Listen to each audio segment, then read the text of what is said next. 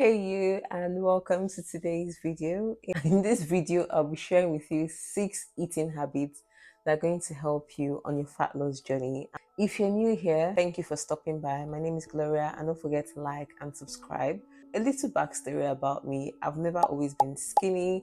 Matter of fact, I've always been like on a weight loss journey for the most part of my life. And when it comes to fat loss, food is like 80% of the work. So if you don't get your eating habits right, you might struggle to lose weight, because no matter how hard you try or how hard I tried, I just could not outrun a bad diet.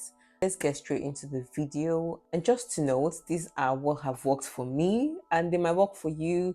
Just take the ones that you can relate to, and the others, just leave them behind. Let's start with the first tip, and which is mindful eating. I know you must have heard about this before, but I want to put this to you. Have you ever got your meal ready and then the next thing you want to do is to grab your phone to scroll on social media or put the telly on to watch Netflix? Yes, that was me. It's so easy for you to finish that food and not even realize that you've eaten, and you'd always want to go back for a second helping. I remember one time when I was in uni, my friend, she would, during the weekends of course, she would cook like a pot of jollof rice, and she would put on her favorite K drama just to relax and unwind from the week. Before she's done watching the entire series, that pot of food is gone, like finished. And that should tell you how much mindless eating can make you to easily overeat.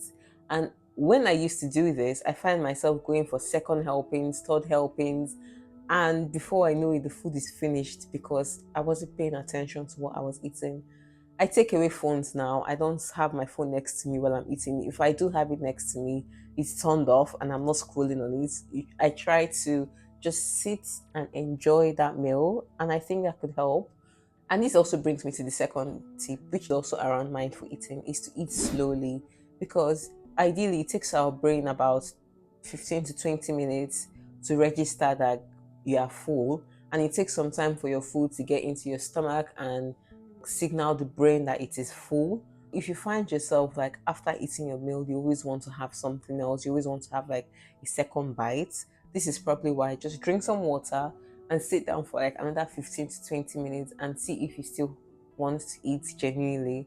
The third tip I'm going to share with you, which is something I barely do, but I still want to improve on doing this, is going for a short walk after you're done eating. This could be 15-10 minutes walk. You must not actually go out. You can just walk around in your apartment or in your house. Aids digestion, and it helps you to feel a bit more comfortable after eating, because sometimes when you finish eating and you feel really stuffed or you feel like bloated and things like that, when you go on a walk, it just helps your body to adjust and gets the food going in the right places. Then the fourth tip, which I find very helpful, is eating your veggies first. I'm not talking about eating the veggies with your breakfast or with your lunch. I'm talking starting your day on a piece of vegetable. This contains lots of fiber that is good for your gut. It helps your blood sugar, and it also helps to mimic the GLP-1 hormones, which also signals your brain that you're full. I started doing this a couple of weeks ago, and I can tell you for a fact how much it sets my day for the rest of the day. When you eat your veggies first thing in the morning, it kind of helps you to stay fuller, and then it also helps with your blood sugar. And if you're somebody that suffers with insulin resistance, you don't want to start your day having a very high carb meal or a meal that is high in sugar. Start your day with a veggies, even if you're doing intermittent fasting or you're having your breakfast. Sometimes I could have a cucumber, I could have a carrot, I could have some leafy greens. I'm talking lettuce, baby spinach, maybe just a handful. Also, when I'm having my meals, I start with my vegetables first, followed by my protein and then my carbohydrates. Vegetables and fiber, they're slower to digest. So starting with that, it gives my stomach time to digest them before I go with my protein.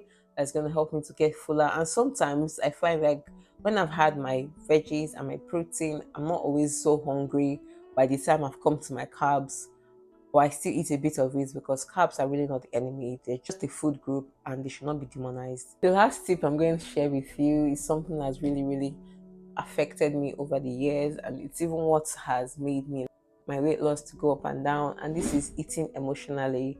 I remember back in 2020, just after the lockdown, that was when I got married. And after the wedding, I was so stressed with all the planning and everything.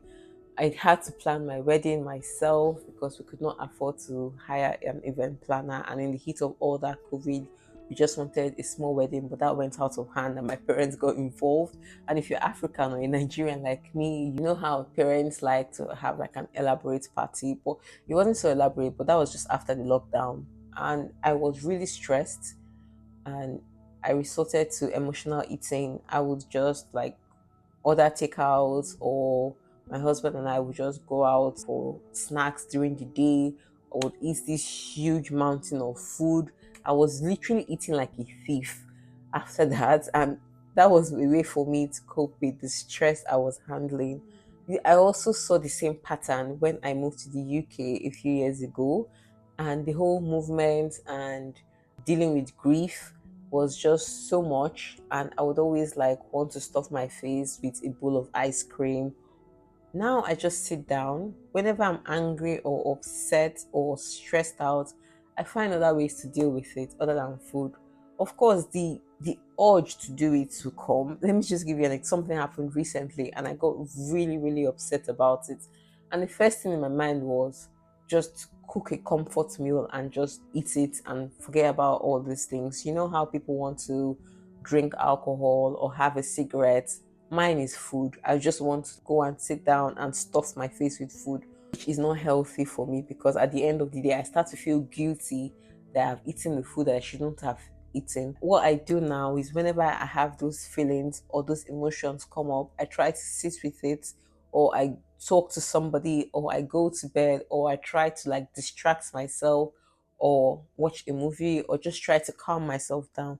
This is just to say I'm finding other ways to deal with the stress or deal with my emotions, and not using food as something to wrap it up with. And then my final eating habit I'm going to share with you is to cut down on processed foods. And when I said cut down on processed foods, I found myself eating more wholesome foods or eating foods that are minimally processed. I know, like in this day and age, it's very hard to cut out processed foods out from your diet completely. And I wouldn't really advise that because sometimes if you cut them out, you end up being craving them. And when you get them again, you're going to like binge on them. What I do is my meals are like 85% are whole foods, and then the other 10-15% I use it to have a little treat so that I don't always continually feel deprived, because that is what's going to lead to binge eating. So cut down on processed foods, and this will automatically make you to want to choose eat things that are healthy for you. This is not even more about weight loss, this is more about your health. Also, cravings are absolutely normal. It's very normal to have cravings, especially as a lady. When it's that time of the month, you want to have something sweet, you just have that desire to eat something really sweet.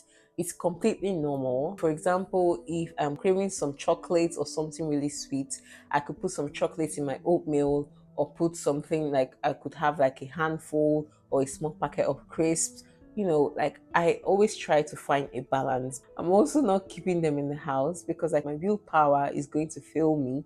So if I'm craving those things, if I think about going to the shop to buy them, the thought process of going to the shop to buy them is what will just make me like give up and then eat what I have at home, or make what I have at home work for me. Now, I really hope these tips or these eating habits are going to help you on your journey. Like they are helping me. I know, like I started off a few weeks ago, I started a 60-day challenge, and I haven't posted like I said I will. I've got work, I've got studies, I've got family, and everything going on at once. So I'm really sorry I wasn't able to film a video, but I'll be putting up a video next week showing you how far I've come on my journey, and I'll let you know like the struggles I'm having, because it is really hard out there. Anybody who is telling you that weight loss is easy, they're lying to you. They're not telling you the truth, because weight loss is more than calories in and out. You have to factor in your hormones, you have to factor in insulin resistance, you have to factor in movement, working full time, and having to do everything by yourself, it's not easy. So if you're losing weight or you find someone that's losing weight out there, squeeze something in their hands because it's not easy. It's really, really hard, and it takes a lot of self-control and discipline to stand for what you want and make it happen.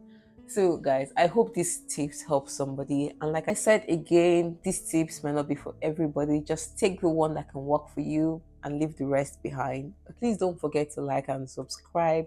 And I'll see you guys in the next one. Until then, stay blessed. Bye.